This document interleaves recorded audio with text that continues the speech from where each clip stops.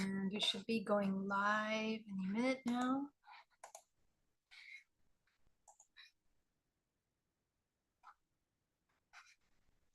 So wonderful to see you guys. Welcome.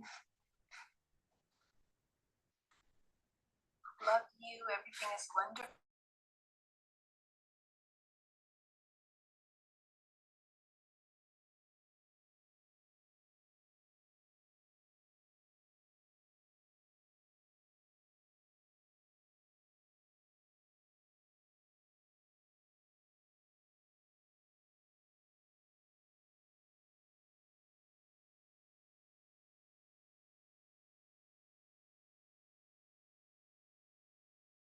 There we are. Hello. So great to see you guys.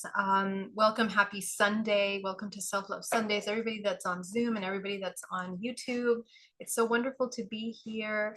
I went ahead and shared the live. If you're able to share the live with your friends and families, please go ahead and do so. Definitely helps me. There we are. Hello. Let me clear that. Okay. All right. So, guys, how has your week been? How are things going? How are you welcoming the new year? What we're going to talk about today is talking about the beginning of a 30-day challenge.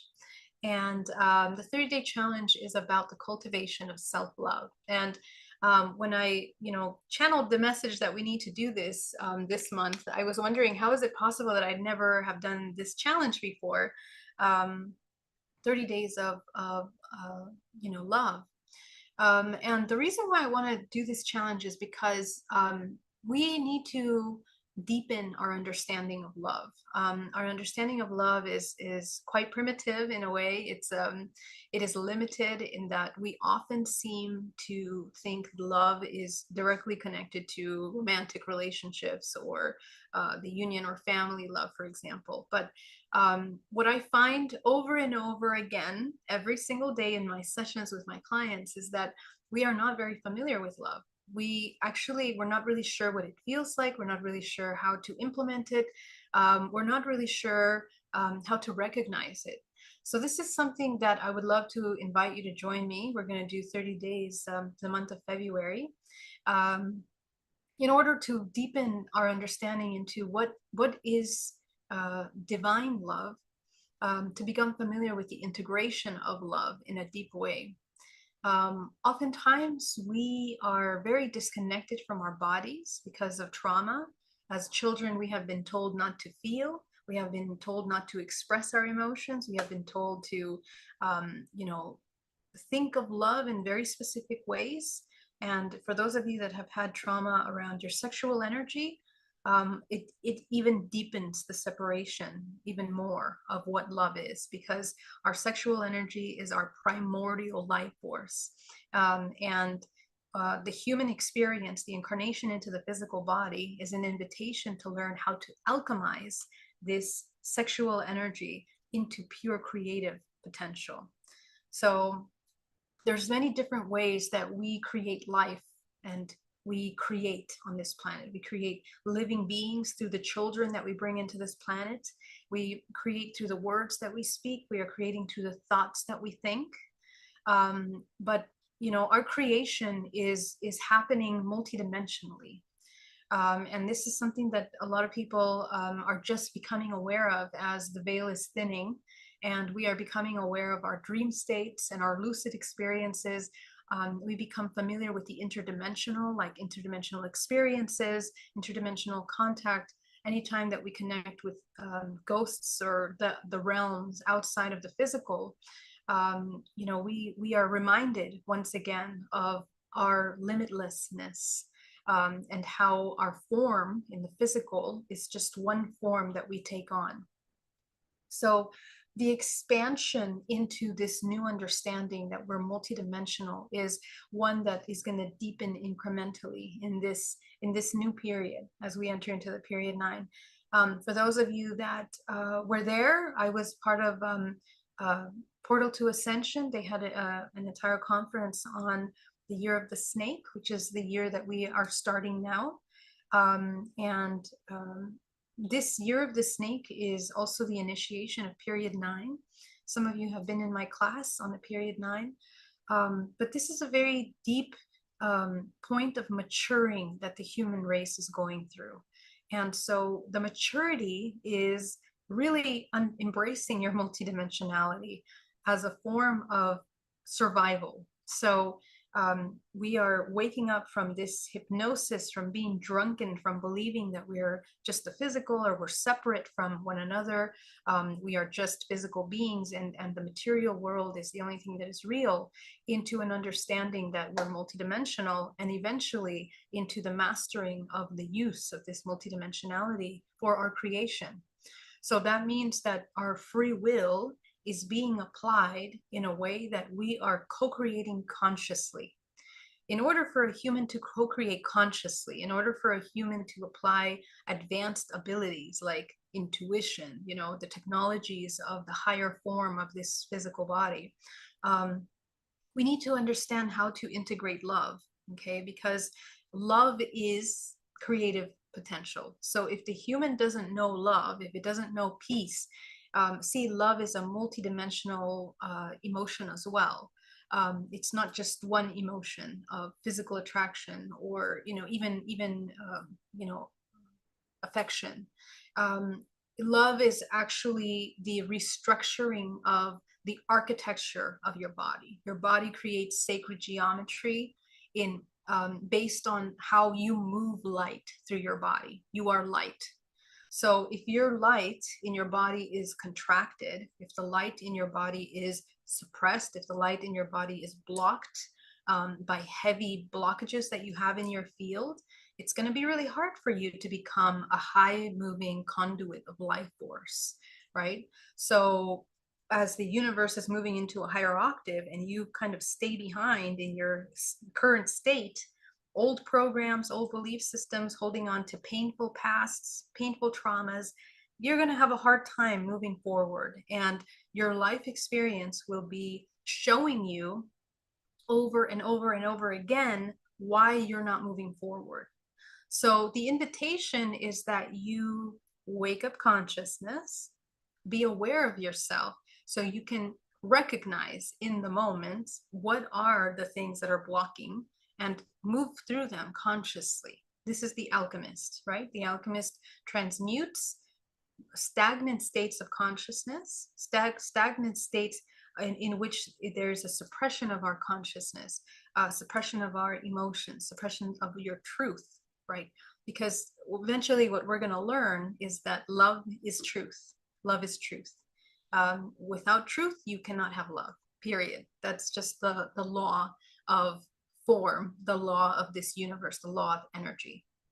So the more comfortable we become with truth, the more friends you become with the unknown, okay? Because you cannot possibly know all truth. And the discovering of truth is the activation of your DNA. The activation of your DNA is the expansion of your bioelectrical organism that is multidimensionally expressed in all dimensions. And it's through your emotional body that you translate the information that is available through your field.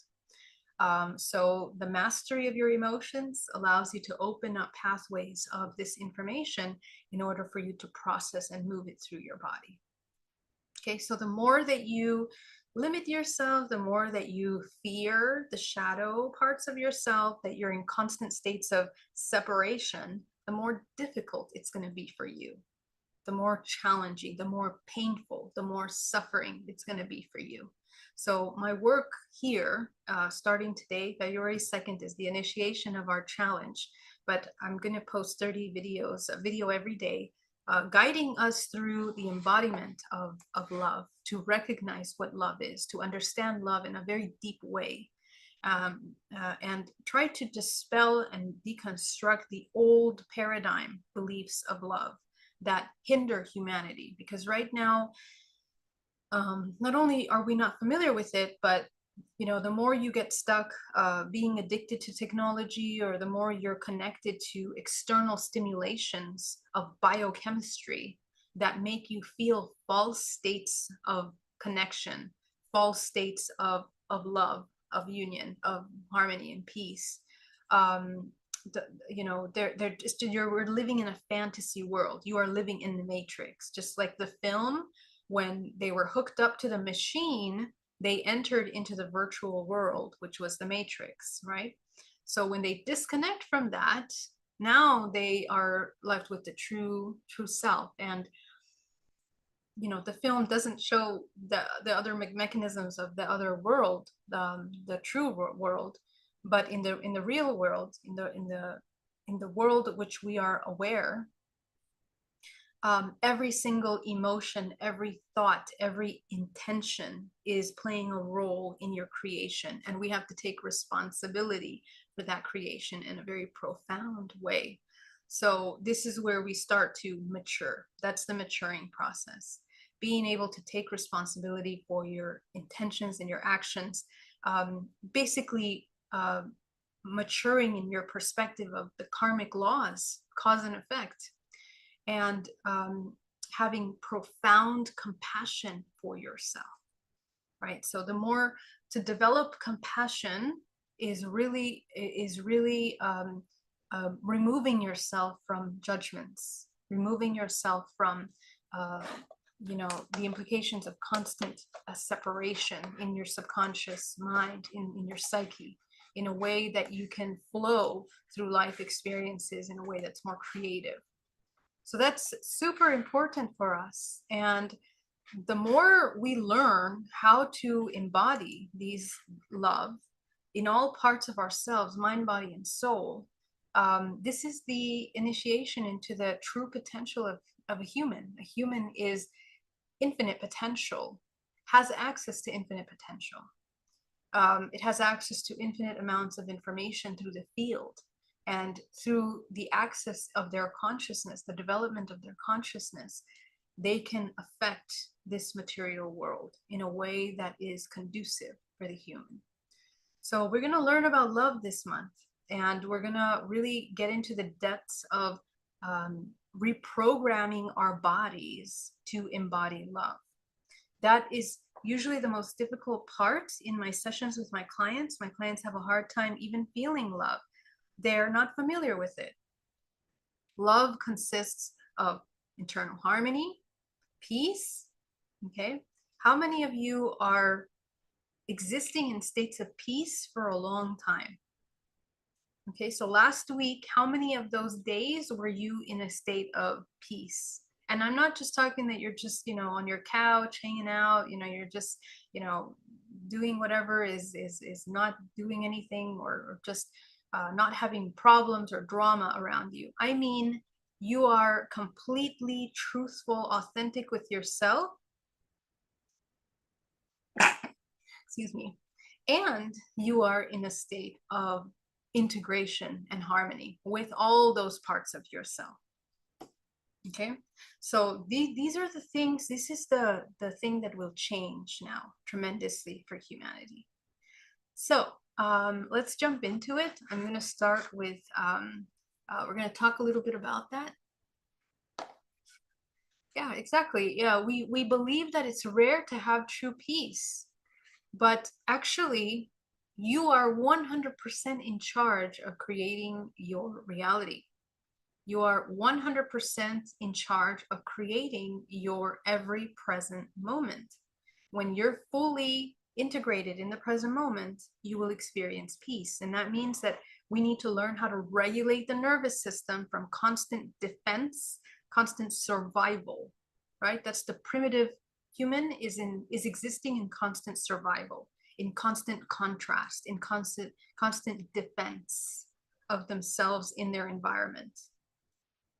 So that's a lot of the depletion of our life force is depleted in that way. But when the human begins to be at peace with what is here, what is truthful in this present moment, now the human has to be faced with their own reality, their own truth. And that's usually the part that is most difficult for human. Human has a hard time facing themselves, facing their truth, because we are mixed up with judgments. So as we begin to become more holistic in our understanding rather than judgment of ourselves and the world around us, it becomes easier and easier to sit in the present moment with full authenticity. Okay.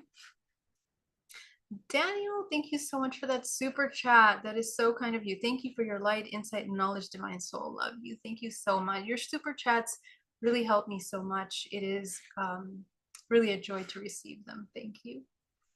Isla, for me, peace was before COVID.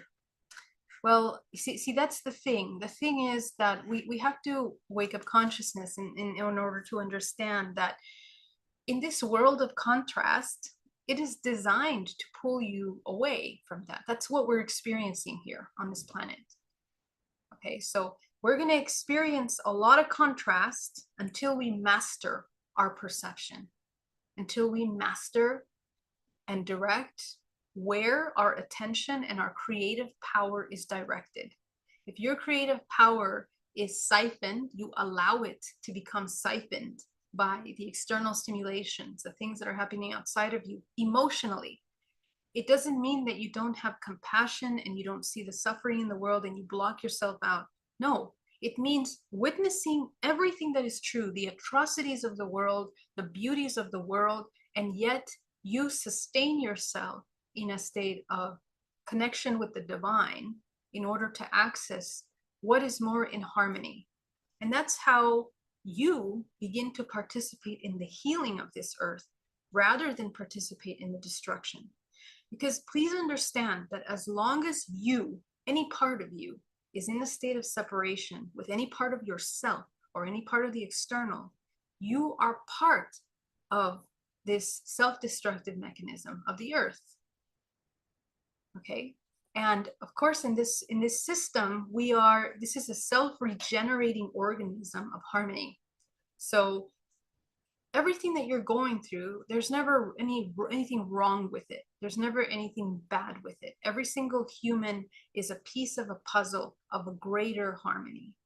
So everything that you're doing is in alignment and in harmony with the collective. Even if you're going through the darkest night of the soul, even if you feel lost right now, if you feel disconnected, afraid, you can't meditate, even in that point of where you are of consciousness, you are participating and you're exactly where you need to be in the collective of the greater. Okay. But your body, if you sustain those states, it's going to be a cause and effect. So you will come into self-destructive patterns with your body. Your body will begin to feel more pain, more suffering, and then we're going to go into the unconscious loops. Because remember, you have the free will to choose any experience you want. In this lifetime, you can suffer all your life, every single moment, every single day. You can do that. It's up to you. But remember that because it's a cause and effect, it's a place of contrast, your physical body will take on that form, right? So we're going to have illnesses, we're going to have pain, sufferings, and manifest even more of that. So you are a creator in both directions. You can create suffering for yourself, or you can create, you can actually create an effect. Okay, so in harmony, you can create a more sustainable, harmonious state of co-creation. And so really the difference between these two paths is that in the path of self-destruction, all you're doing is repeating because it's already been done. Okay, all your limitations, all your sufferings, it's been done. We know those inside out. You guys are masters of that.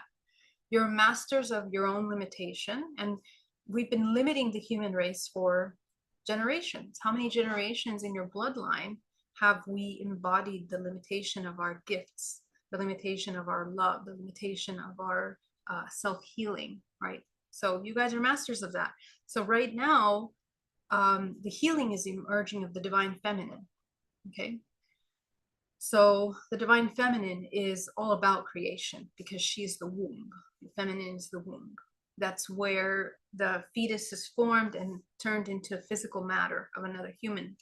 So in that same way, we are learning the alchemy of transmutational power of transforming one form of creative energy into another.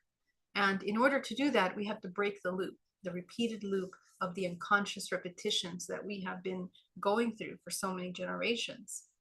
the invitation essentially is that as you break this loop, as you break this pattern, you actually come into your highest creative potential. And that highest creative potential is the more that you become whole, the more that you expand your perception of your creative potential, now you can anchor and begin to affect and really become human. Because pretty much up until the point where you begin to access your free will, you're basically just programmable. You've just been programmed and you're repeating programs. You don't even know that there's free will. You're not really choosing. I mean, you're micro choosing. You're still affecting your free will, but you're mostly just repeating things. So the process of waking up consciousness means being aware of your choices, being aware of why you have those choices, and being aware of slowly cultivating a more unified sense for the choices that you're having. And when I talk about unity consciousness, it's not like the end goal is that we all become unity conscious beings, in the idea that, you know, we only act for, you know, others or to be of service to others. No, it's the deep integration of your own duality so that you can become whole. Only when you become whole can you see, you know, the plethora of human experiences that are reflecting your internal self. Your internal shadows are reflected in the world outside of you. Your deep subconscious suppressed fears, anguishes, the things that you hate, the things that disgust you, the things that terrify you. All of those unknown in the subconscious mind are what are manifesting in this world. So, you know, our human race is changing. We are going through a major transformation right now. So those of you that have had contact experiences, those of you that have had, you know, multidimensional experiences, you guys are very familiar already now with advanced civilizations of other systems. Those civilizations, you know, they practice instant manifestation. Those civilizations are, you know, they are working with energy. They exist with only energy. They work with energy. And so it's a different state of creation. So those of you that have had those experiences, that have had the ability, and all of you must have had at least one experience of witnessing that potential creation in your lifetime, whether it's through nature or whether it's one of these experiences. It is encodified in our life experiences, the truth of what we are. So you become aware of that and you understand what is available to you.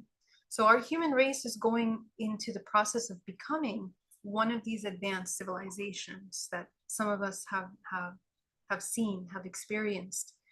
And so you understand the level of responsibility that it takes. And that responsibility is welcome when you love yourself. When you love yourself, you understand the importance of love.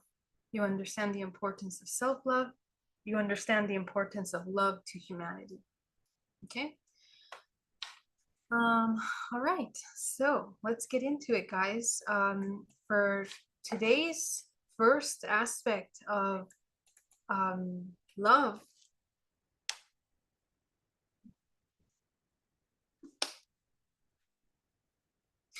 and we're going to understand many levels of love.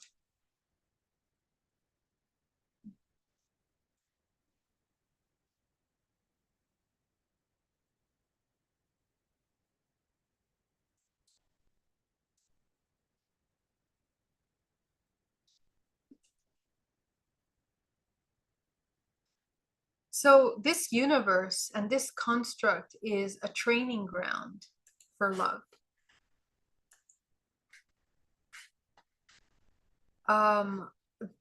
Incarnating into the physical, in the physical realm, is a training ground to embody love. And so let me explain what I mean by that.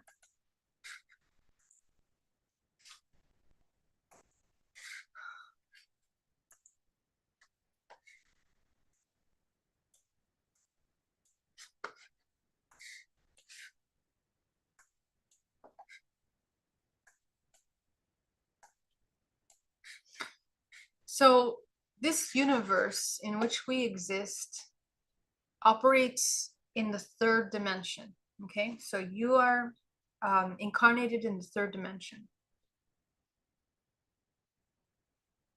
The third dimension, three, the number three, every single number is encoded with information, every single number. That's why math is so divine. Math was my favorite subject in school, because there's a formula, there's a natural order to it. And when you follow the formula, you get the right answer. And I find so much beauty in that. It's just so beautiful that, you can, follow these formulas that are kind of a natural order that allow you to see certain laws of structures, of systems. So, eventually the sciences are going to merge with spirituality, because in the same way that we use math to understand calculations and measurements of this time and space, this current time and space, these numbers are equating to frequencies. They are equating to color frequencies. Frequencies are light. It is the frequency of light and sound, and it's a way for us to measure light and sound and essentially speak the language of the universe through numbers. The language of the universe has many different frequencies. It is form, it is sound, it is a numerical expression. It is shape, right? Form, which is, where we end up having all of these different geometric structures.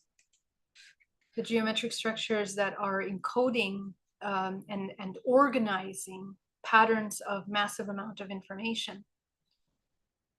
So the number three essentially is a sacred, all numbers are sacred per se, okay? But when I talk about the number three, we are talking about the reunification of the divine in its compartmentalized aspect. So that's what this world is about. We compartmentalize things.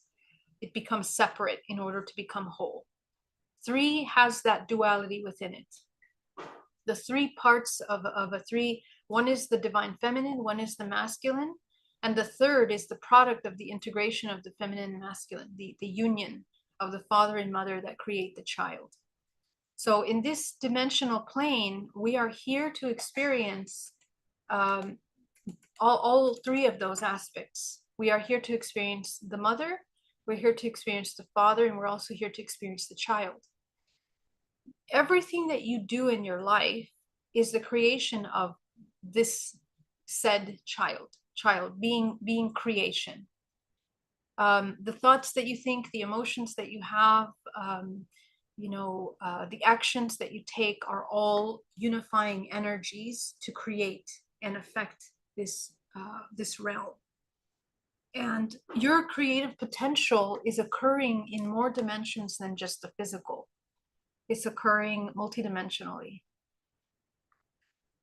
So essentially, the human that is abiding by the law of three, which is the construct is based on the law of three. So we are here to learn through the incarnation of this third dimensional plane, creation. Your entire life is designed to learn how to create. You don't know how to create, the more disconnected you are from nature, which are helping you recognize the formula of creation. So everything in nature is showing us the regenerative cycles, the cyclical form, geometrical structures that are created by those symmetrical forms, both in our DNA, encoded in the cells of our body, and also in the universe, and how the universe moves in the planet Earth, and you as a cell of that Earth. So the code of your existence, the meaning of your existence is encoded all around you. And Love is essentially this. It is the law of three. So you can say that in this dimension, you are also learning the mechanisms of love. That's the whole point of the incarnation in this physical realm. Because you see yourself as the father, you might see yourself as the mother, depending on what archetype is stronger in your psyche, in your subconscious, in your life. And trust me, it's a product of all the creations in your life. So once you are, let's say, more masculine or more feminine in your expression, this is how you process light through your body. Okay, what do I mean by that? Let me find it. Hold on a second.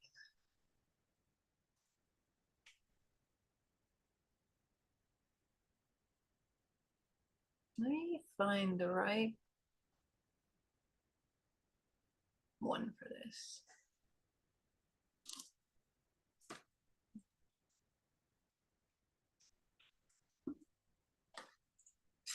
Okay, this is good enough. So your physical vessel, you see yourself and you know you see your physical body, but in reality, this physical body is just one of your layers. You have millions of layers that make up your physical body.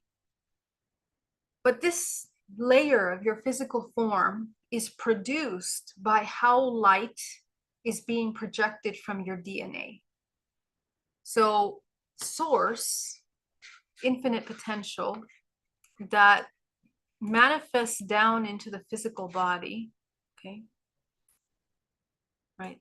How this infinite potential is formed to move and cycle through your body. Remember that the heart, it is a spiral, it is a vortex. Every single part of your body is moving in vortex form.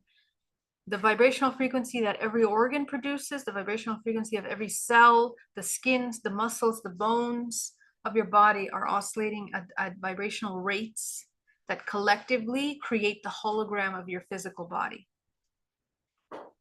Everything in this system is a holographic construct, defined through the morphogenetic field to produce a certain form. In other words, a pathway of how light is reflected. So light moves through your physical body in a way that it creates this form. And the morphogenetic field creates the construct of the form. So for example, it says you're going to have 2 arms, 2 legs, your torso and your head. And that form can change shapes depending on how you are holding light in your body, right? Some people, change their form. Some people have an arm, lose an arm, have scars on their body, are larger formed of bodies, thinner forms of bodies. All of those forms are genetically encoded. They are memories of how you have moved light through many generations. They make up and influence what you are right now. It influences your face shape, it influences your body type, and how you move energy. So what will affect the pathway of light through your body is how you are moving energy through this physical body. If your physical body is full of emotional blockages, your physical body, it cannot move fluidly in this vortex. It's blocked everywhere. Energy moving out of the way here, depleting. Emotional blockages, creating digestive problems. If your digestion is not working, you're not releasing properly. If you can't breathe properly, you have constant flus and sicknesses. You're stagnant energy here. You're not moving the process of the body. So this human body is an intelligent system of complete integration and harmony. When you remove these emotional blockages, when you alchemize them from one form of vibrational frequency that's really slow and heavy into a higher vibrational frequency, this is where the human begins to change their ability to create. Because essentially the energy that is moving really slow and sluggish in the physical body, it cannot spin fast. It cannot become that conduit of life force that it needs to be. So this is the third dimensional plane. There are many layers to this, and I'm going to touch on all these different layers. You will connect the dots. Every single one of these systems of the physical body that are blocking this flow, we talk about the snake. You guys heard Kundalini energy, whatever, it just means life force. But your body is a vortex. Your body is a vortex of energy. Okay, so this triangle represents how energy is moving through the pathways of life force through the body. When we are blocked from certain areas of our body, then the amount of source or infinite potential that runs through the body becomes blocked, disconnected. And those blockages are occurring because the way that you're holding your feminine, masculine energy in the body is imbalanced. The way that you're holding your father, the way that you're holding your mother energy is out of balance. It's a wounded father, a wounded mother, and those are the repetitive traits.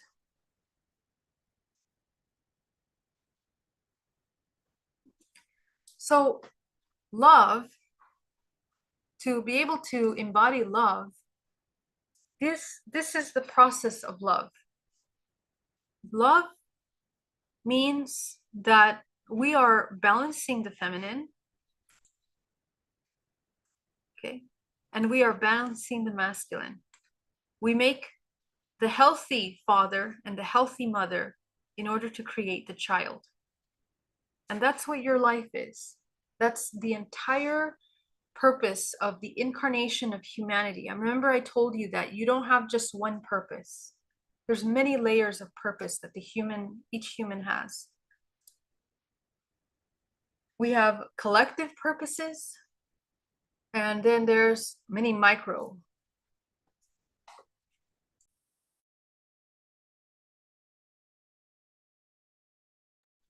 So in the process of cultivating the higher father and the higher mother, some people live their entire life discovering the father, discovering the mother, healing one, healing the other, oscillating between both of those. And then potentially at some moments in their life, they learn unification of those two in order to create something. And those creations are completely a product of vibrational frequency. Each one of these energies of the father and the mother, both the father and the mother hold different frequencies, emotional frequencies, and you can learn about those by understanding how emotional energy moves through your physical body. That's directly connected to your chakra system, because how you move emotional energy through your body is how you have learned the father or the mother. And it's also how your nervous system is out of balance. It's how your chakras are either blocked or unblocked, because the blocking of a chakra is the suppression of the healthy aspect of the father or the mother in that chakra. So not only is this universe based on the law of three, but it's the law of three also represents the spiral. Okay, the spiral. In this universe, it's all about spirals. The spiral is the pathway of which energy moves through. The spiral of your Kundalini up your spine. And it has to be spiral because spiral gets to move from one side to another in order to create this spiral form. It's oscillating between feminine, masculine energy in order to become one. That's like your DNA. Your DNA has strands of DNA that intertwine in order to create this toroidal movement that coils information. So you are exactly a fractal. So the fractal form, which means it's a micro copy of the whole, right? That's a fractal, a micro copy of the whole. You have this encoded in every single cell of your body. And the whole is made up of these three parts: your father, mother, and the product of that union. So to love is essentially the healing or the rebalancing of this father and mother. That's when you really understand love. So the rebalancing of the father and mother inside you and in all parts of you, your chakra system, as you heal those emotional imbalances psychologically, they're also healing the imbalances energetically, and they're also healing the imbalances bioelectrically, because your emotions are electricity. Every single emotion that you have is either a conduit wave or a wave that, it's a very slow moving, stagnant, heavy wave. Your entire physical body is a vibrational frequency of the emotional, strength that you carry inside of your body. But the key is this, that the human accesses its highest potential when it experiences the alchemical marriage.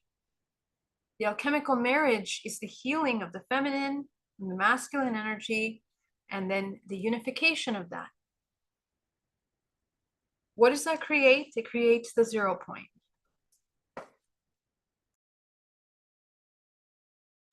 The unification of that 0 point is from which the third is created. Remember, when an egg is inseminated, there's a massive explosion of life force. That massive explosion of life force that creates that little sink, right? That little sink explosion. That explosion of life force is what creates, it's a vortex, it's a portal that's being created. It's the colliding of galaxies, of stars, that creates this implosion, this vortex-like system. And it creates either a white hole or a black hole, depending on how it is holding life force. But the physical body takes on the form that is necessary for the ancestral lineage to move and heal and become more whole incrementally. So this alchemical marriage of the feminine and masculine, that is the cultivation of the 0 point, which is at the center. It's the yin, the yang. You guys know yin and yang. When you embody the yin and yang, when you come into harmony, when you come into balance, that is actually when you are somewhat closer to experiencing truth, somewhat closer to experiencing the whole. The truth is never made out of either one of these parts. It's all of it. That's why healing is a result of the expanding of your perception, putting yourself in a traumatic situation and then putting yourself in the shoes of all the participants of that traumatic experience, so that you can learn to go outside of your myopic perspective, to be able to see the whole. And that's when you can begin to see order in things, cause and effect, compassion, truth, authenticity from all sides. And this is extremely necessary training ground for every organism that is elevating into a higher state of consciousness. Because every level of consciousness that we experience in this planet Earth of creation is affecting a ripple effect in the universe. We're affecting many universes. In fact, every single one of your chakras is connected to the different planetary systems, and your DNA is encoded by many solar systems. You have the memory of all the solar systems in your DNA. So when we talk of levels of consciousness, we are incrementally rising from separation into unity. This is the invitation of the third dimensional plane. So our job in this today is day 1 of our February challenge of love, of understanding love in the depths of love. is that we begin to understand where we compartmentalize all those little parts of us. Where have we taken on the archetype of the wounded father, the wounded mother, and all of the plethora of subconscious programs that emerge from those imbalances? And in order to find the 0 point, the 0 point includes all of them. The 0 point is the white light. And as you know, in the color spectrum, white light is includes all colors. That's the human spectrum of visible light. What is happening for humanity is that the veil is thinning, as they say, but that simply, what does that mean? It seems like such a cliche. It means that the range of visible light that the human is becoming aware that they are processing is becoming wider. Okay, so we've always processed these frequencies through the body because we are the frequencies, we are the dimensions, we are the pathways of light, we are all of them. And your body's processing all of them all the time. But your awareness of them, as we begin to go out from the shadow phase of this experience in this human timeline, is that we are becoming aware of where we have suppressed that light from entering into our consciousness, into our conscious awareness. So it's necessary, as we oscillate through this evolutionary process, that we move from deep states of connection to the subconscious and the suppression of the subconscious into profound expressions of that subconscious. And this is it. This is what's happening now. The divine feminine is emerging. And so all of the intricacies of divine feminine creation are now visible to man. So all these dimensional planes in which we are interacting are available to you. That is the activation of your DNA. But it's also how we learn to access creation, which is it's love. Love is the unifying force that allows the human to tap into the manifestation. The faster the vibrational frequency of man becomes, he oscillates faster, he moves life force through the body faster, which as a result allows them to project into the reality experiences that are relevant. And essentially, we're activating the 7th and the 8th chakra at this time. The 7th is the DNA of the earth. That's the Akashic. That's your ancestral memory, your interdimensional memories, which are encoded in all chakras. But this is the gateway. The development of the 7th body is the gateway to open the portals of the information of your holographic DNA memory system, because it's a vibrational bioelectrical system. The morphogenetic field is a bioelectrical construct that is holding memory, and that memory is triggered through the amount of electricity that you process through your physical body. Okay, so wider, faster oscillating bands of emotional information through your body allow you to access. And so what do I mean by wider bands of emotional information? The more you allow yourself to embody white light, which includes all the colors, not just one. White is the source energy of infinite potential. You are slowly allowing your physical body to integrate that. Okay.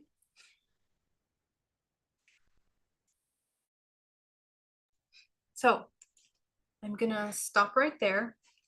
And so that will be our first introduction to this challenge, because we need to understand the law of 3. We need to understand, how we're holding these dualistic energies in us, how we block them, how we open those pathways in order for us to move. Okay, so let's get into the meditation. I want you all to get really nice and comfortable.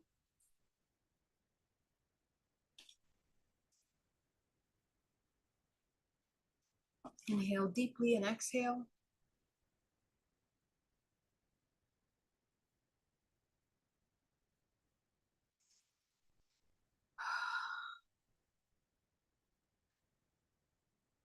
Go ahead and ground yourself down to the center of the earth.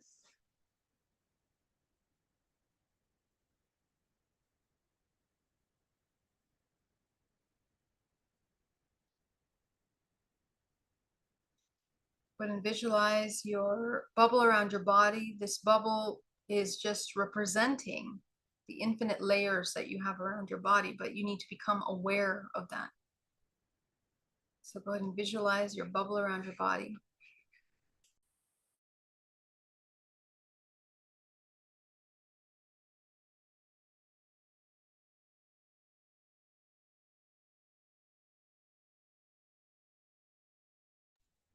And as you visualize the bubble around your body, being aware that there are no holes, no openings.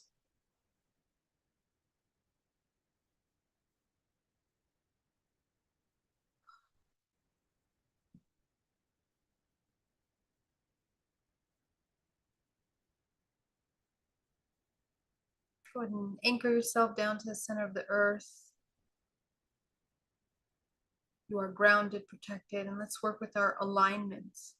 We're going to start by shrinking the root chakra. Visualize the root chakra, double-sided vortex, shrinking down to the size of a dime.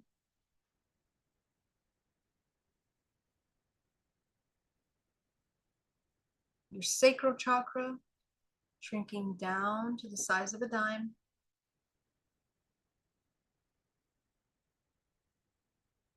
Your solar plexus, shrinking down to the size of a dime.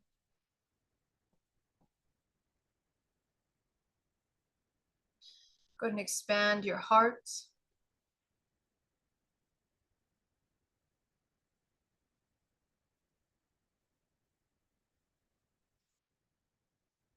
So opening the heart, expanding around your body, front and back. Expand your throat. And you're going to expand your third eye. So you look like a martini glass. The first three chakras are closed. The top three are open.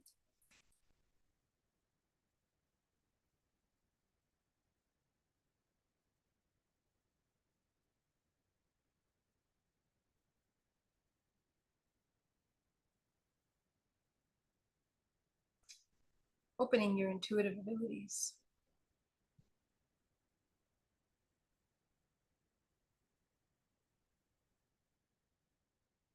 Go ahead and visualize green earth energy coming up into the body, creating a vortex of energy at your center core.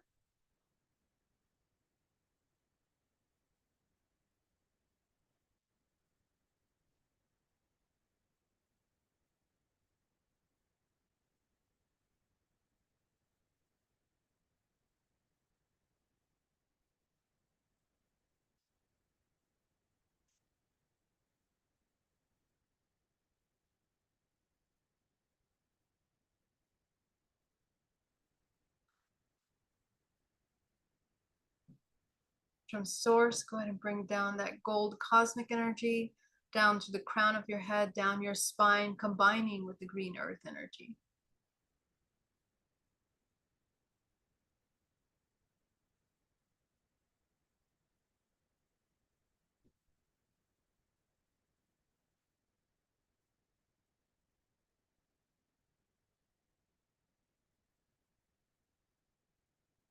We're going to take 10% of that back down to the center of the earth.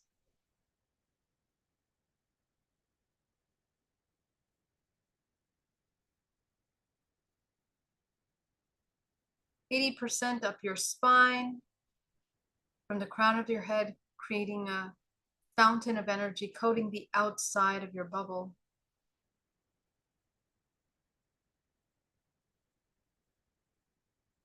Clearing the matrix, your connection to the matrix.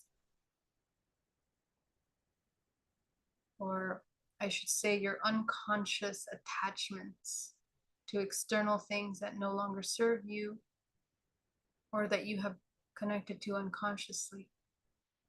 This is a moment for you to call back your life force into your body.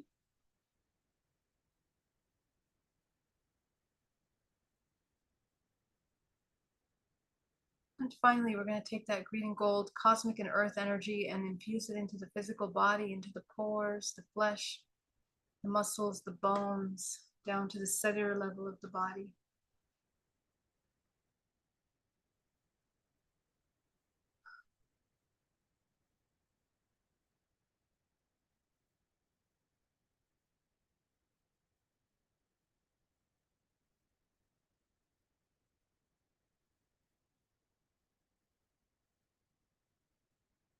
Go ahead and observe your body in this state of stillness. Observe the back of your body, the front of your body, the right, the left side of your body. Observe yourself. See yourself sitting in the center of that bubble.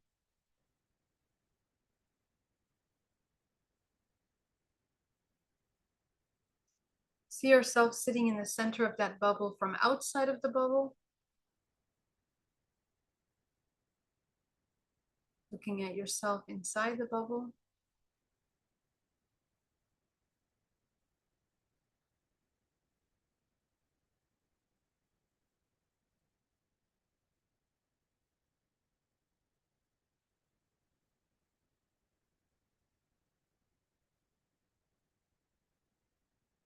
See yourself inside the bubble from inside the bubble. So look around you, above you, below you, right, left, front to back, as you experience that sphere all around you.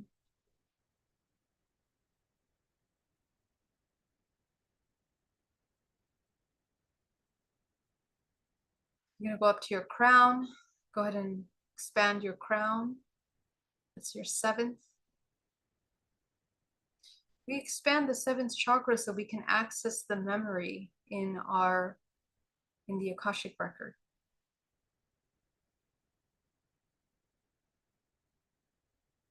In the field. So when you expand into this field, you have access to the information in the field.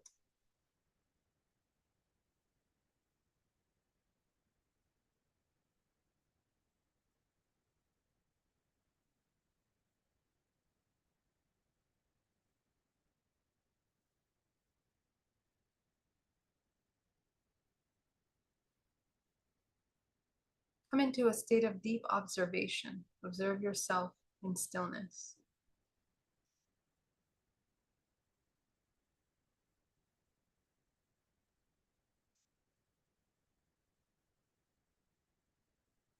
Breathing deeply.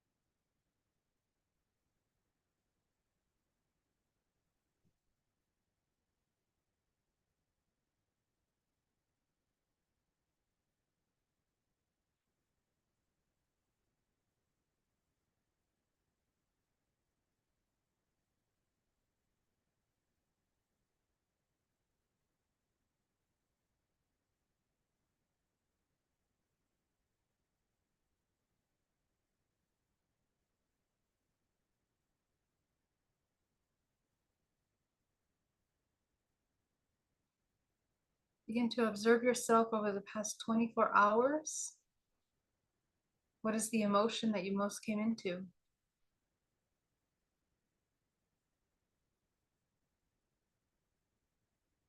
Go ahead and be present with that emotion as you begin to identify what emotions are in this emotion.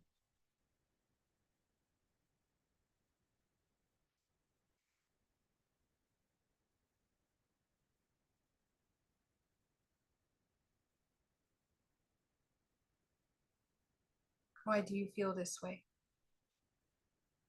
And you're going to answer that by trimming the fat, all of the stories that you've created around this.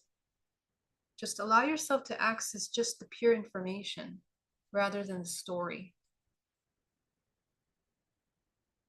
Allow yourself to dilute it down to just the pure emotion that was felt, that was triggered as you feel this emotion.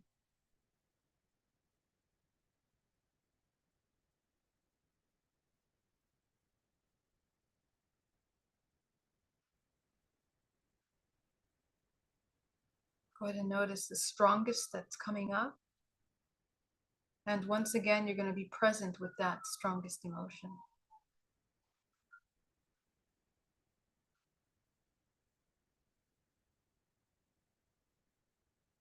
As you observe yourself feeling the emotion and why you feel that way, be absolutely present with this emotion and allow all of the sub-emotions to come to the surface.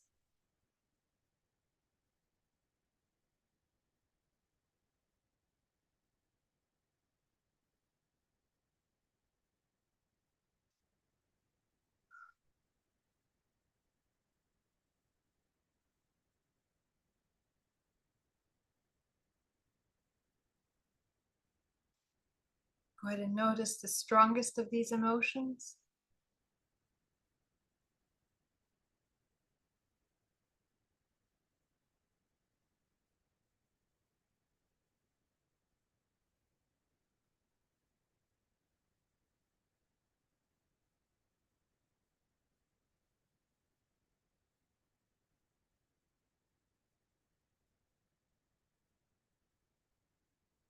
Just observe as you begin to notice the strongest of these emotions.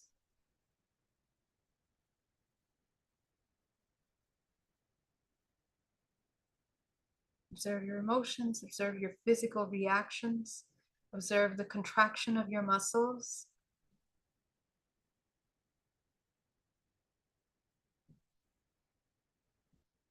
Observe the narratives being created by these emotional contractions or the narrative being played out. And go ahead and take yourself back to the very first time that you felt this emotion as you identify the strongest of these.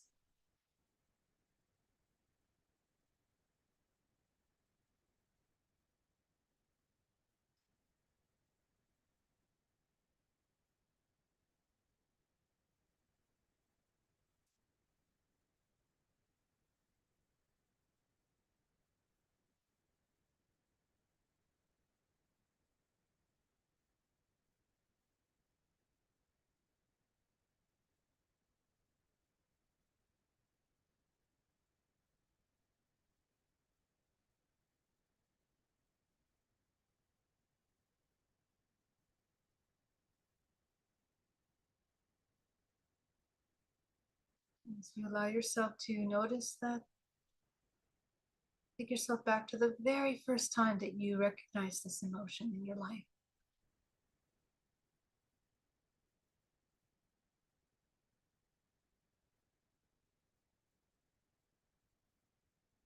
Memory will come pretty easily, and do not doubt what comes up for you. Pay attention.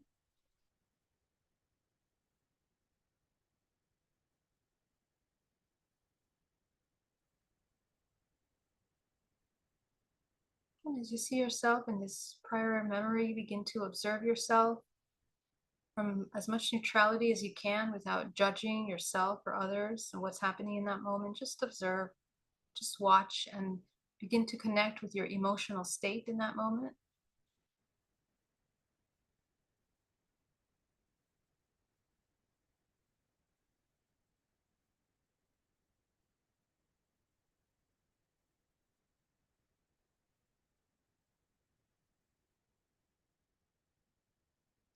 As you begin to notice the patterns and the influence of this experience in your life, how are you repeating this in your life?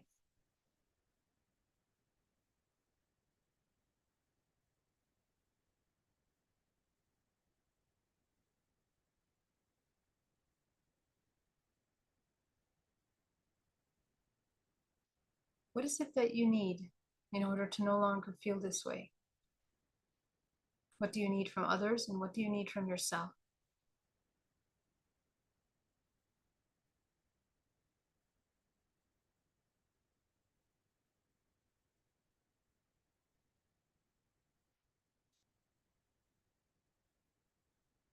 Notice when you reach yourself, you begin to become aware of all the limitations and blockages that you put around yourself, around receiving the changed state, the transformed state.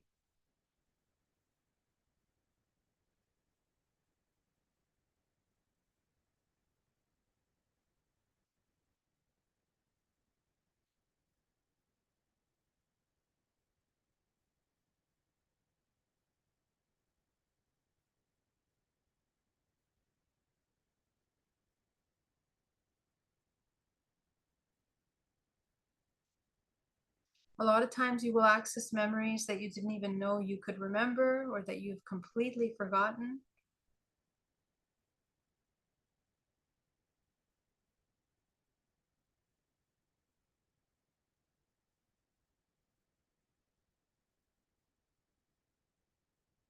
And as you see yourself, just ask yourself, what do you need in order to embody this?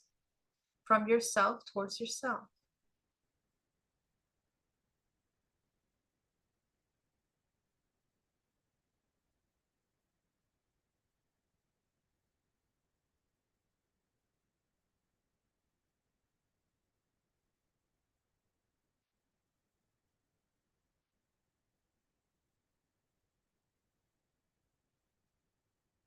Go ahead and provide this inner part of you everything that it requires. Fill it fully with it.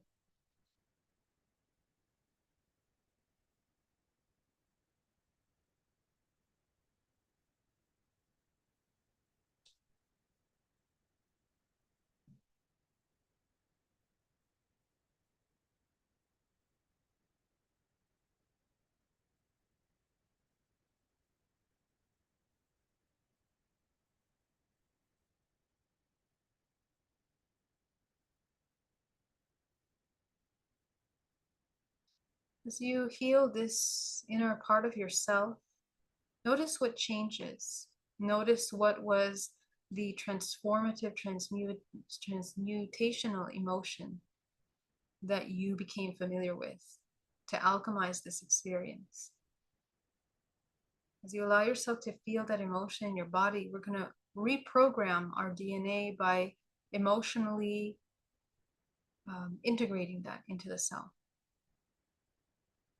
Go ahead and allow yourself to feel that emotion. It can be peace, it could be that you needed love or attention or connection. You're just going to infuse yourself with that emotion as if it was present right here, right now in your body. And as you're fully present with that, I want you to tap into what comes up. So manifestation energy becomes potent when we use the bioelectricity of emotion. This is why when we are manifesting something, they say you have to feel the emotion of already having it. So creation is based on this emotional electrical emotional system. So allow yourself to feel the emotion, the new emotion of, let's say, peace or self-acceptance or harmony, whatever it is that comes up for you. Allow yourself to become extremely familiar with it in all your body, in a conscious manner, because most of us, we feel emotions unconsciously. We're subconsciously reacting to the things that are happening. And those emotions are drawn from the memory system of traumas, programming through our ancestral bloodline. So right now you are rewriting, you're actually writing, you're using the emotional system to create and encode your protein with new vibrational information. So right now the proteins of your bodies are encoded and oscillating at one vibrational frequency. And as you begin to tune into a new emotional state, every single one of the cells of your body begins to oscillate at another octave. So allow yourself to feel the new emotion in your body, every cell.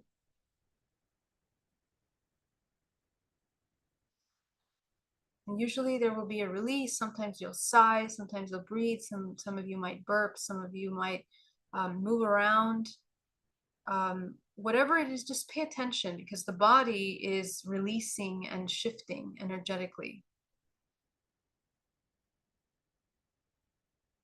So as you allow your body to integrate this new emotional state, our homework this week is to tap into that emotional state more than just once. Oh, I think my live stopped.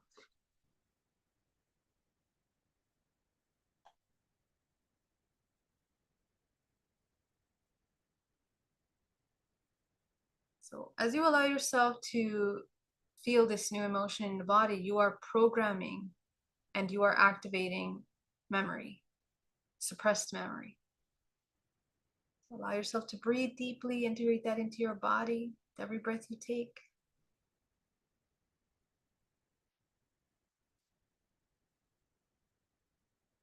And let your body integrate this new emotion into the cells of your body.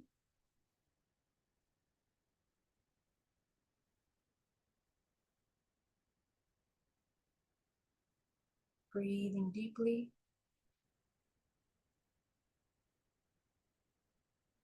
And you will also clearly see how feeling this new emotion in the body changes our perception. So you're going to begin to notice and recognize in other family members why they respond in the way that they do. Why do they behave the way that they do? Or classmates, colleagues, whatever is in your experience. You begin to recognize the space, the gap between one emotion and the other. How do we reach this other state of being? So breathing deeply. You're going to integrate that into your body. Go ahead and open your root chakra back into a balanced state. Your sacral, we're opening it from closed to open back into a balanced state. Your solar plexus, opening it back into a balanced state. Your heart, which is wide open, you're going to close it just a little bit. Your throat, wide state, you're going to close it just a little bit. And your third eye. Excuse me. So all of your chakras are aligned in your body. You no longer look like a martini glass. They are aligned. You're going to go up into your crown. You're going to shine your crown on top of all of your karmic contracts. So go see all of the agreements that you've made in this lifetime to experience. Go ahead and shine your crown light and dissolve them. And setting the intention that you will learn the same lessons with your higher self now, your awakened state.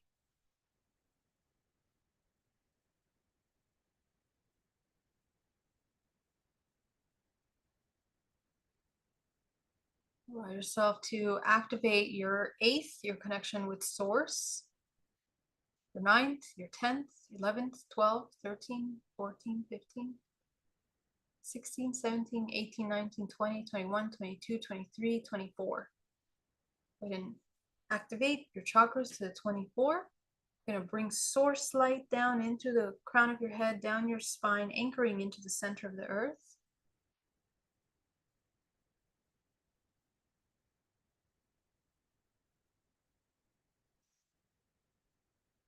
Okay. And go ahead and bring yourself back into the room.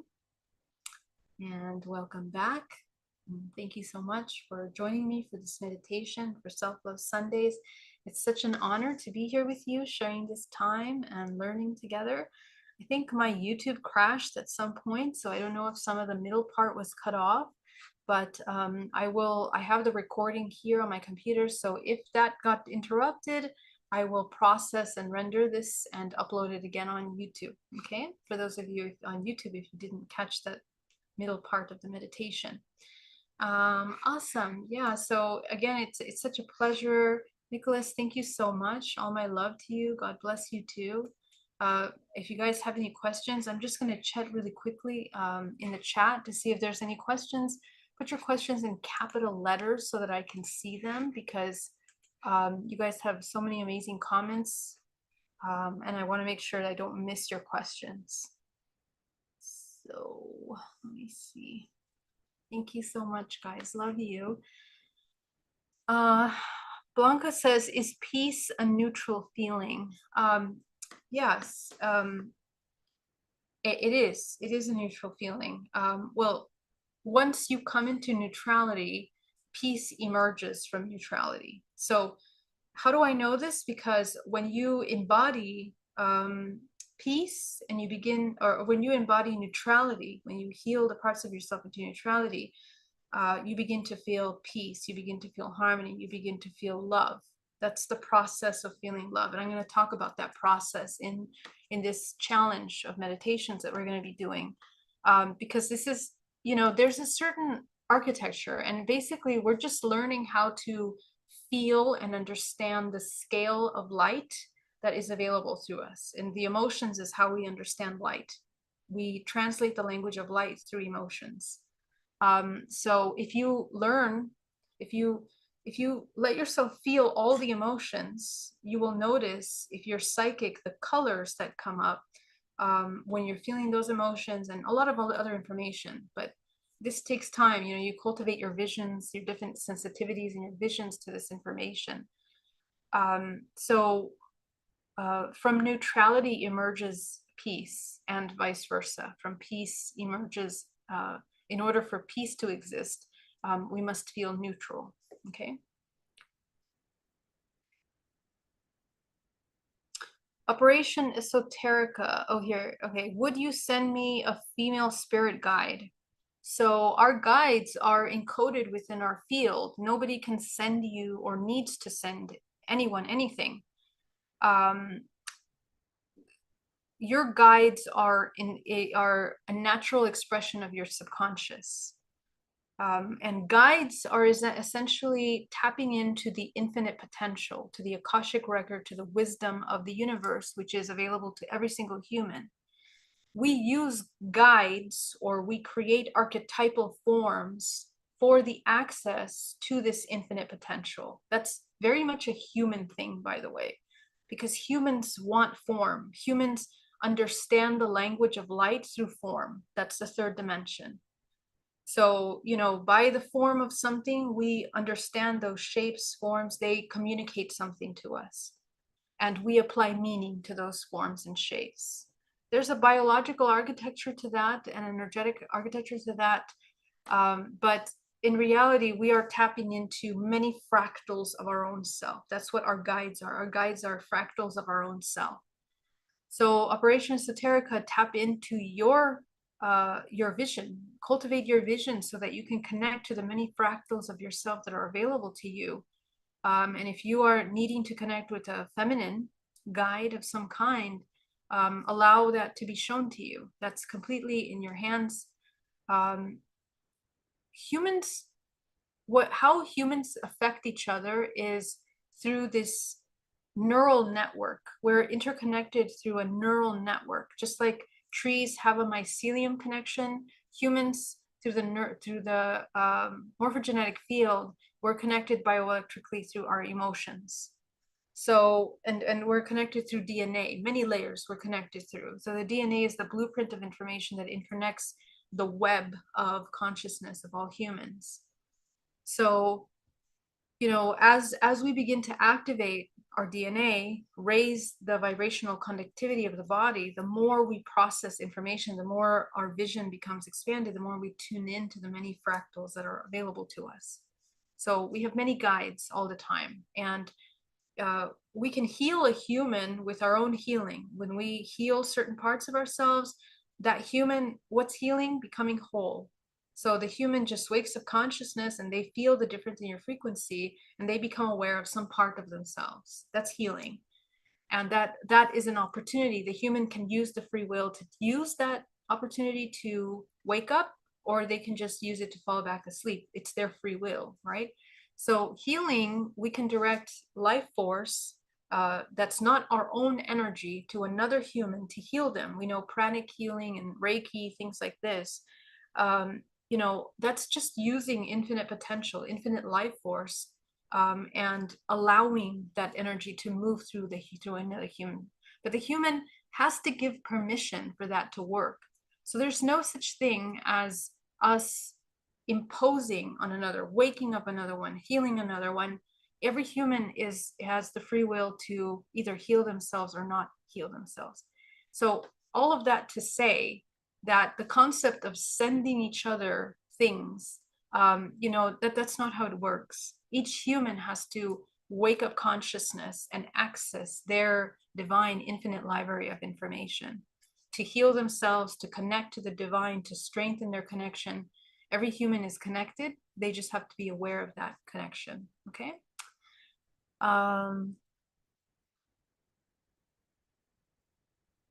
And also heal your feminine. So if you feel that you need a guide of the feminine energy, that means we need to heal our feminine and our masculine. There's imbalance there. Does instant manifestation make peace more possible, or is it the other way around? So instant manifestation will never occur if your vibrational frequency isn't in alignment with the collective. Okay, so your vibrational frequency, the more you connect with the Schumann resonance, the more you connect with your your Akashic layers and your psychic power, creative powers that are cultivated to the balancing of your emotional center, you will not even be able to manifest. You're only repeating. Okay, so that's why most of what we're repeating in our lineage is separation, because that's the nature of this construct. That's our ancestral lineages are all in states of separation and fear and anxiety. So the cultivation of peace is the cultivation of love. Love emerges from peace. That's the real love. Okay, as you can see, nobody said anything about romance or affection. It's when you embody peace that love emerges. So love is pure creation. So from that peace emerges love, and that love is the third. It's the child. The child is made of love. That's why, we have the alchemical marriage. The alchemical marriage is peace. And then the third is the child. That's love. Love is the process of the marriage and the creation. What does it mean when you're extremely bad at math and just don't get it? Like, the universe is made up of math. Why don't I get it? Yeah, so don't worry about numbers, because every single human has different senses that are more activated than the other. And as I mentioned, the language of light is many different, you can say, dialects. Just like in language, we have different dialects.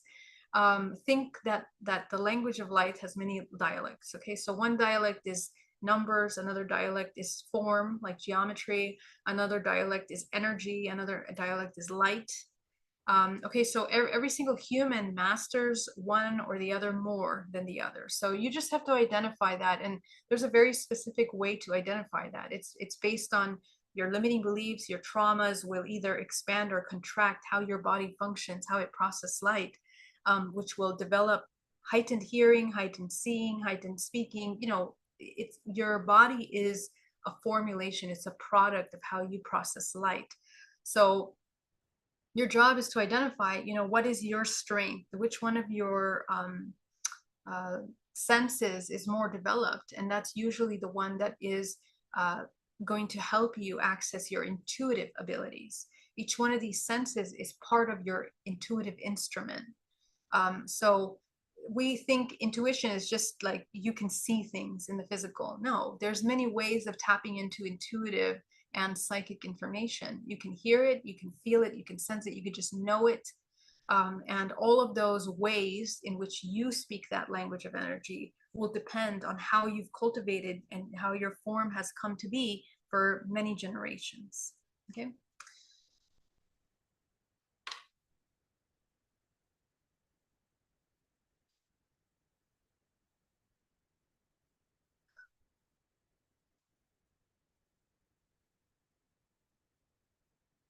Put your questions in capital letters, guys.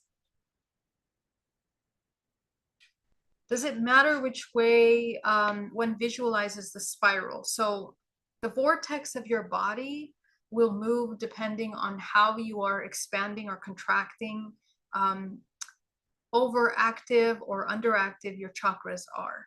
Okay, and I've explained this, but let me know in the chat if you need me to explain that deeper, because I understand it's complex, and I'm trying to show you, you know, your sacred biology. And in my mind, these are things that you're going to discover in your meditation naturally. I'm just explaining what is available to you there to recognize in your own meditations.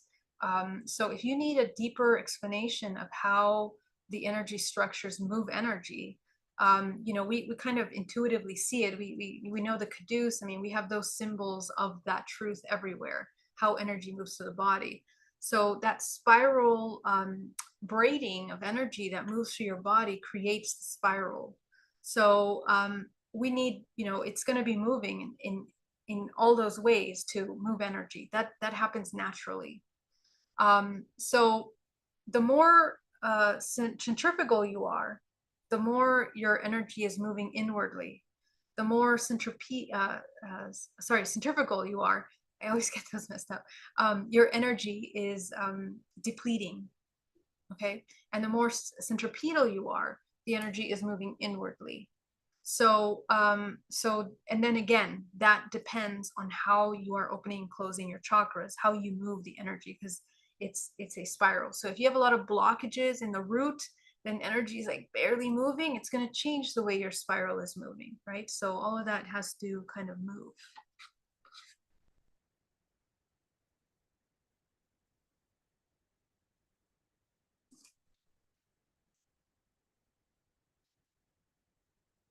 Thank you for your questions, guys. Doug says, your guidance and teachings have enabled me to move light energy through my body. Last week, I had my knee replaced for the second time. I'm already walking and exercising. It's amazing. That's amazing, Doug. Congratulations. Everybody send healing to Doug. Let's make that happen. Sahala Noor Aldin says, can Akashic records be revealed and accessed in our dreams? Not only can they be accessed, but essentially our dream state is us navigating our higher dimensional levels, which are, so Akashic records, imagine Akashic records as DNA. It's just the blueprint of the history of the earth in combination with the merging of, you know, the other planetary systems and the planet Earth is all interwoven into the DNA, just like human DNA. Earth DNA is the same. So all of that weaving makes up who we are. And because we are not the body, in dream state, we leave the body and we begin to navigate those dimensional planes. We access all that information in that dimensional dream state. So the answer is yes. Some of you are visiting past lives. Some of you are visiting future lives, because time is not linear. It is spherical. Every time that you enter through your brain wave and the chemistry of your body into another brain wave form, you can enter and leave the body easier or more less easier, depending on how you're holding that. Okay, so at night your brain is moving in different brainwave states, and they allow you to access different dimensional planes. The cultivation of lucidity in those dream states depends on how you are moving vibrational frequency through your body and light through your body. So we are accessing, you are navigating your holographic DNA in the same way that when you go into a deep meditation or deep hypnosis, you are entering the same field. So there's no difference. You are accessing through the portal of your body into a higher dimensional plane.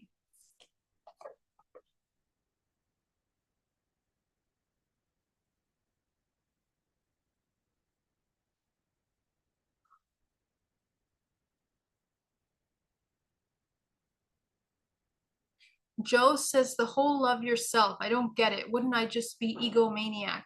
Yeah, so that's exactly the programming that we are waking up from, right? So, and you know, Joe, the question that I would invite you to take is, why do you feel that way?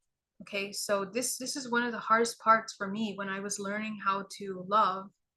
um the hardest thing was to question, well, where did my beliefs about love and feeling love come from? Because when I first started this journey and I heard the concept of self-love, I mean, it's just ridiculous. I was like, what kind of self-absorbed people are these that they're just talking about loving themselves? It was so just couldn't calculate in my brain, right?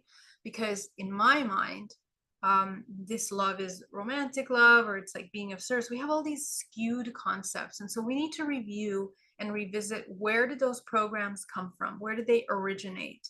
And trust me, you will go down a very interesting rabbit hole down cultural systems, social engineering, the implementation of religious concepts, sin, shame, guilt, taboo, all of the suppression of what is truly your sex, your ability to use sexual energy, the suppression of that, your connection to what is divine, connection to what is the occult or paranormal.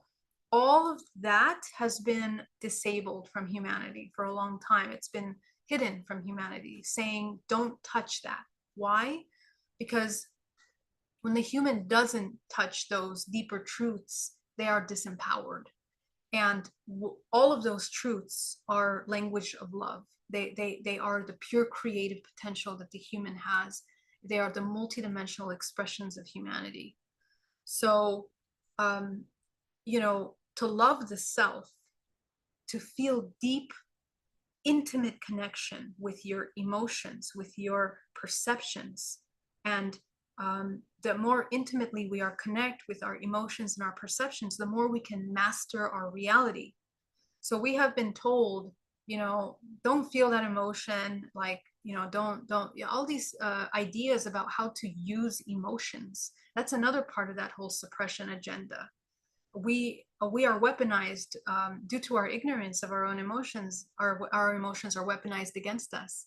And because we lack the understanding of the emotions, we are manipulated through our emotions, especially through our sexual energy, because our human sexual desire ultimately is the desire of union, the desire of the divine. That's actually what we're desiring. When we desire an orgasm, we actually are desiring innately the reconnection to the divine and to the no self, to the dissolving of the physical and to becoming all. So this is something that the human is relearning now. We have to relearn to be the all, and that will require us to integrate all these little separate parts of ourselves. So right now, to love the self in the same way that we look at sex as taboo or something negative or shameful, we have these very profound programs that the connection to the self is something wrong. And so this is the whole point of this challenge. That exact question and statement is what drives this challenge. We need to rewrite our understanding of what self-love is. It has nothing to do with spas, making yourself look good, nothing external.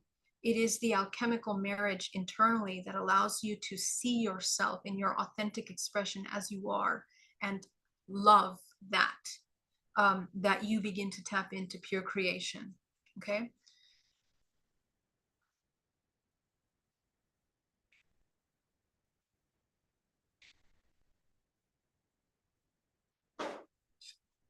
So love, love, love.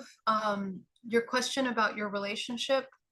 I think that what needs to be revisited there are essentially what are the emotions and the feelings of lack that made us pursue the reconnection. So I really want you to look at what are the subconscious needs that we believe are met through this union in this relationship. And begin to ask yourself if those needs can be met by yourself first. Then you will be able to see very clearly where this partner is either complementing or not complementing the support of this evolution, this your own spiritual evolution. Okay, so that would be my suggestion. I mean, if you want to work a little bit deeper with that one, probably would need like a more private session for this, because it's quite intimate and there's lots of intricacies, and we need to understand what is your intention, what are you really seeking. And because when we become clouded and confused, it's because we're not recognizing our own power to meet some internal need, and that's why we look outside. And there's nothing wrong with relationships.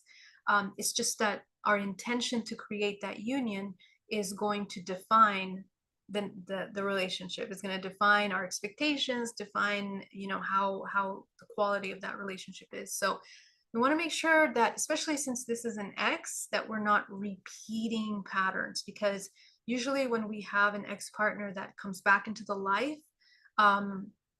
there's an invitation to revisit a pattern. Like, did you learn the lesson the first time? Have you evolved from that? And what is truly needed. So yeah. Let's see what else. Sorry guys, getting a little tired. Have been talking all morning.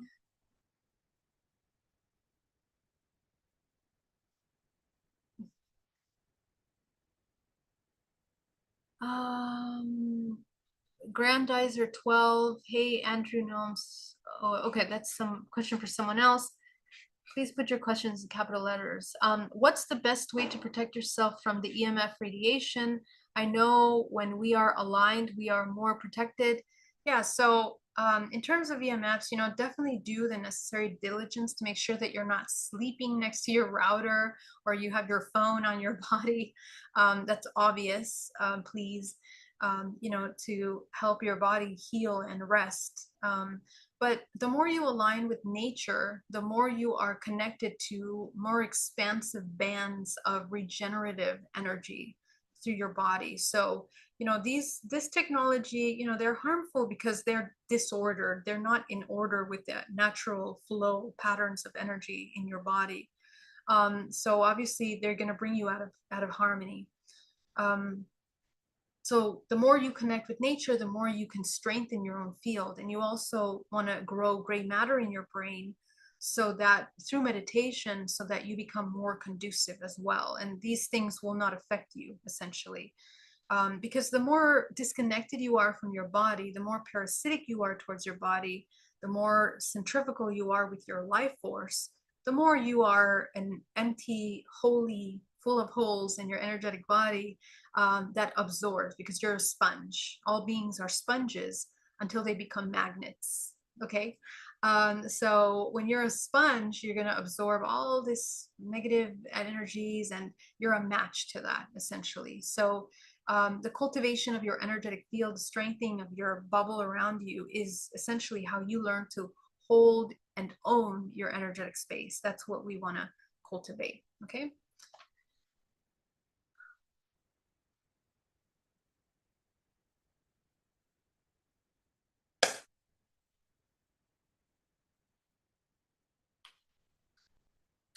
If we have concerns over the future of our country, is it worth considering to move, or do we focus only on being more peace and love? I mean, here's the thing. We're going to go through a major reconstructing of the world, okay?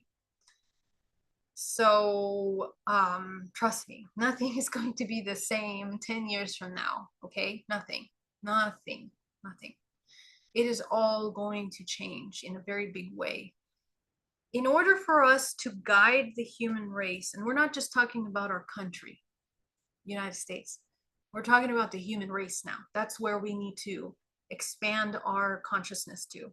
And this is also going to move us away from egocentric ideals that are very easily manipulated and compartmentalized by politics.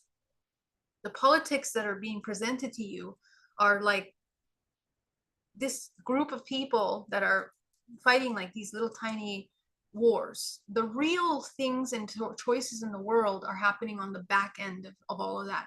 all of the shows that are being displayed to you on media. And the problem is that that's to distract you away from the real things that are happening. You have to follow the money, you have to follow the bank systems, you have to follow major corporations and their movements in order to truly understand how politics are driven. Okay, not just in our country, globally. The global politics are the ones that we want to pay attention to, because they affect all of us and they're all interconnected. There's many pieces being moved. We don't even know why they're being moved until you look at the bigger picture of things. Okay, so when we talk about our country, I would love to invite you to think of the world now and collective humanity. What does collective humanity need in order for all of us to live harmoniously and self-sustaining and in peace? Because the answer to that question is what will direct the pathways and the timelines that our human race in this country and in the countries around the world are going to take. One way is completely dependent on technology, transhumanism, further slaving and sleeping of human race and their potential. And the other is organic cultivation of higher faculties, sovereignty, self-regenerating systems of healing, and coming into a unified field of awareness. And so what we want to choose now is, what do we need to prepare in ourselves, our mind, our body, our soul, physically, psychically, in order to develop and choose that pathway? Okay, don't talk about little politics.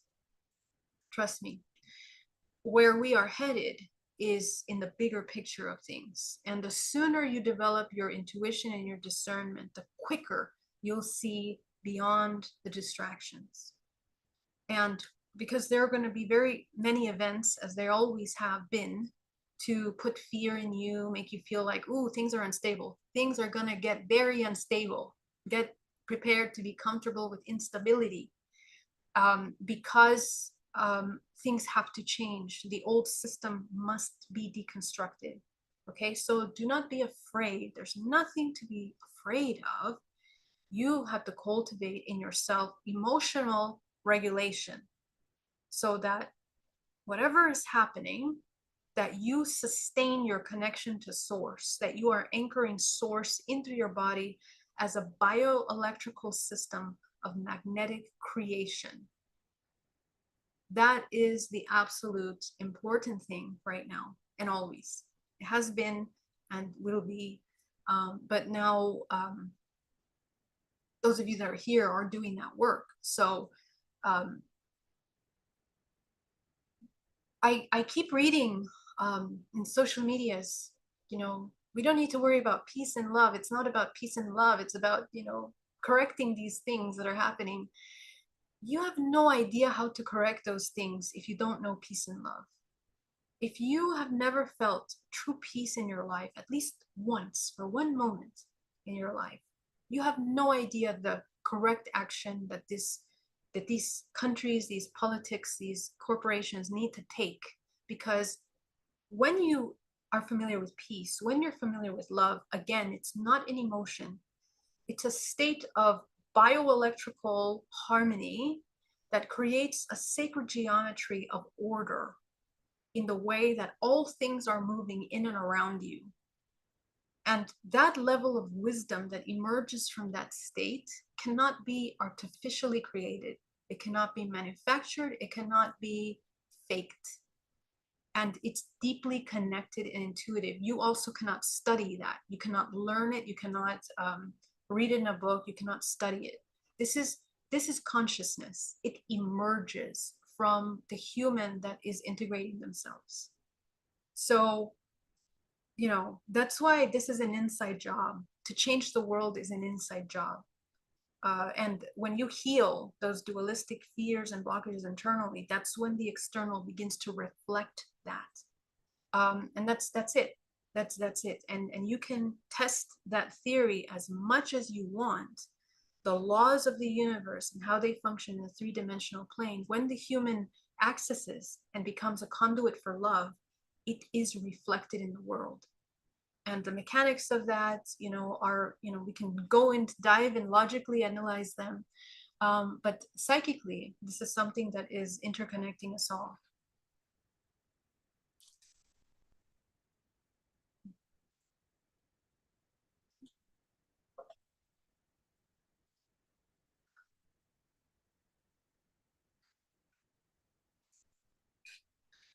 At what time is self-love challenge every day?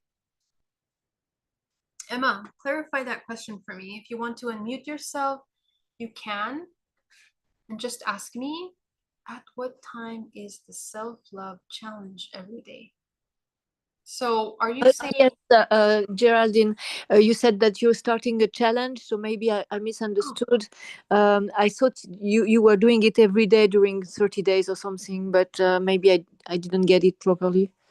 Yes, no, Emma, yes, thank you for asking that question. So I have an extremely busy schedule during the day, so sometimes it's a little hard to pinpoint 1 hour a day, and I apologize for that.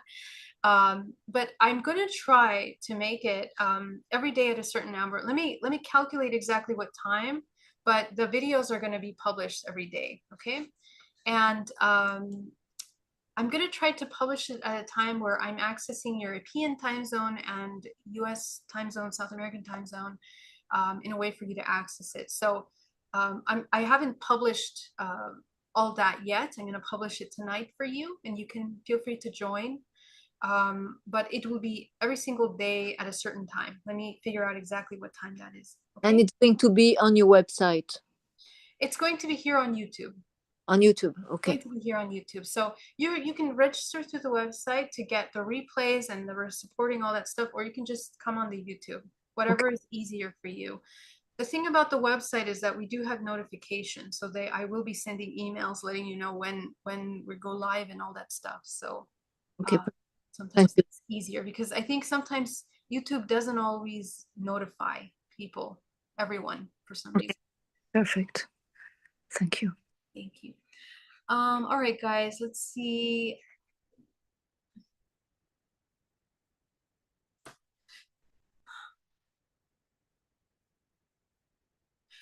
Claire says, I had a weird dream last night, involved annoying insects and so they wouldn't be annoying. When I became aware of the dream, I was feeling fear and unease. Tried to breathe and love. Tips for this. Yeah, so remember that our dream states are always communicating to us subconscious parts of ourselves that need to be looked at. So with whatever is creating, first of all, and just notice the emotions that are being triggered by whatever the experience is in the dream state, and begin to work with those emotions. Begin to understand the emotions, get into those layers, what's really coming up, and teach yourself how would you alchemize those emotions next time you are in that situation. Okay, dreams have very deep symbolism and meaning, and they're very personal because they're speaking to you. Your subconscious mind is speaking to you. So in dreams, that's why I really invite you to have like a dream book or a dream diary that you're maintaining awareness that will also help develop your lucidity and the memory of the dreams. Okay, so everything has a meaning. Insects have a meaning, color have a meaning, the kind of insect that it is. These are archetypal symbols from the collective that are speaking to you. So that's why it's very important to pay attention to your dreams. And the more you meditate, the more you align with yourself, the more clear the messages become. Okay, so yeah, so in this case, you're learning how to regulate your nervous system in this time of great stress. So take a look at what you need in your waking state for that. What does that look like exactly? How do you regulate that? Lisa Davies, I could say more on that, but I cannot go into it more. Okay, that's it. Lisa Davies, Cesar Milan always talks about energy and nature. Working with dog psychology, is this a great way to reconnect with nature? He talks about bubble technique and being outdoors and grounding. Hi Lisa, so great to see you. I don't know Cesar Milan. So I cannot speak to that, but as a general rule, the connection with nature is aligning with natural laws of regeneration, and they will always have a deeper wisdom that we need to intuitively tune into. So the more we go into nature, the more we tap into that intuitive wisdom that is available through the collective, to the whole, right? Yeah, so definite grounding, the basic tools that absolutely necessary.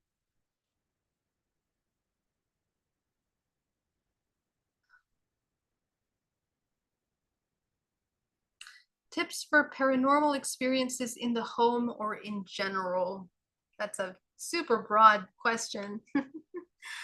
But so let me just synthesize as much as I can.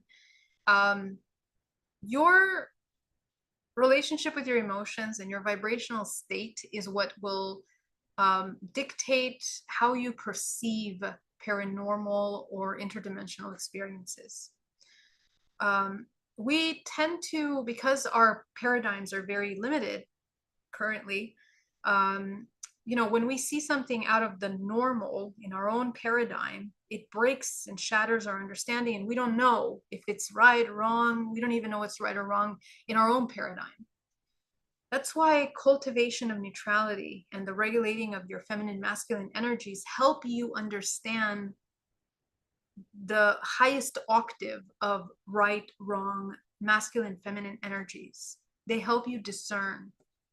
So the more that we cultivate a 0 point, a neutral point of non-judgment, whenever we encounter unknown experiences, such as phenomena or extraordinary events, paranormal activities, it helps strengthen the conductivity of your body, which allows you to access higher octaves and a broader understanding of what you're experiencing.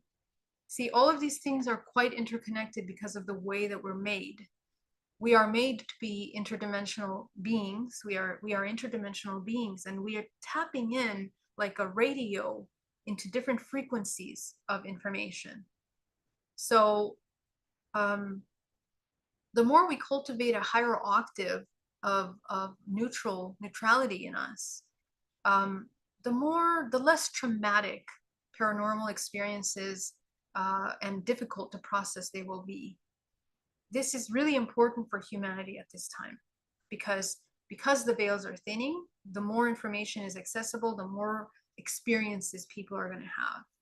So we need to become athletic in our interdimensionality and our emotional resilience to sustain them. So Madame Mystique Noir, amazing question, but very too broad. And I will leave it there. Another exciting thing is that I'm going to be reinstating our support group, our experiencer support group. We took a break for a little while of that because life got very busy last year. But I'm going to be redoing that. So if you guys are having experiences and want to dive deeper into that phenomena, please register on my website at hybridmother.com. That's where the support system is for experiences. And it's not just about hybridization experiences, it's about all interdimensional inquiries, and where we talk a lot more about ET consciousness and all those things. So you can sign up for those. It's going to be once a month. All right, guys, I think that's all the questions. Geraldine, oh, sorry, Grandizer, is there anything we can do to prepare for this February challenge? Thank you for all you do. Thank you so much. And of course, I mean the challenge that you're going to have on the vids. To prepare, no, please just show up, and we're going to dive deep into the topics every day. If you guys have questions that you want me to answer about love, or certain elements of love that you have always wondered about, put that in the chat so I can make it part of the challenge. I want to know what you need help with in understanding love. Okay. All right. Thank you so much, guys. V says in around 2. Sorry, let me just read that real quick. 2 days later, a person I work with told me randomly that she also had it and showed it without even asking me. Yeah, V. So that experience definitely sounds like a group experience. definitely join the support group if you can, so we can kind of dissect that one. Okay. Okay, love you. Have an amazing week, and I will see you soon. Oh, my love. Bye. Thank you. Thank you guys in the Zoom. Love you so much.